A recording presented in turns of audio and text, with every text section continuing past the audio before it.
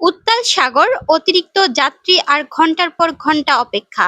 ঈদে দুর্ভোগে নাকাল সন্দ্বীপবাসী। ঈদকে সামনে রেখে বাড়ি ফেরা মানুষের ঢল নেমেছে সন্দ্বীপ নৌপথে। তবে আনন্দের এই যাত্রা এবারও পরিণত হয়েছে চরম ভোগান্তিতে।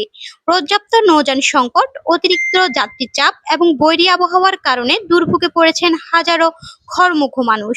সোমবার সকাল 9:30টার দিকে বাঁশবাড়িয়া ঘাটে গিয়ে দেখা যায় প্রায় ৩,০০০-এরও বেশি যাত্রী বাড়ি ফেরার অপেক্ষায় অবস্থান করছেন।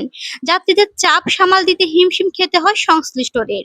সকাল ৯টা ৩০ মিনিটে ট্রিপে ছেড়ে যাওয়া শিপ মালঞ্চ নির্ধারিত সময়ের প্রায় ৪০ মিনিট পর সকাল ১০টা ১০ মিনিটের দিকে সন্দ্বীপের উদ্দেশ্যে রওনা দেয়। স্থানীয়দের অভিযোগ, প্রায় ৫ থেকে ৬ শত যাত্রী ধারণ ক্ষমতার শিপে অন্তত ৮ থেকে ৯ শত যাত্রী নিয়ে যাত্রা করা হয়েছে, যা নিরাপত্তা নিয়েও উদ্বেগ তৈরি করেছে। এদিকে সাগর উত্তাল ও আবহাওয়া প্রতিকূল থাকায় যাত্রীদের মধ্যে আতঙ্ক বিরাজ করছে। বর্তমানে হাজারো যাত্রীর একমাত্র ভরসা বিকেল ৩টা ৩০ মিনিটের ফেরি কপোতাক্ষ এবং ৪টার শিপ মালঞ্চ। ফেরির জন্য দীর্ঘ সময় অপেক্ষা করতে হচ্ছে যাত্রীদের।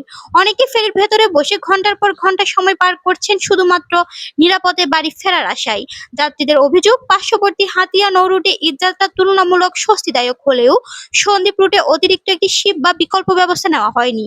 ঈদকে ঘিরে বাড়তি যাত্রী চাপের বিষয়টি সংশ্লিষ্টদের নজরে থাকলেও কার্যকর উদ্যোগের অভাব রয়েছে বলে দাবি তাদের।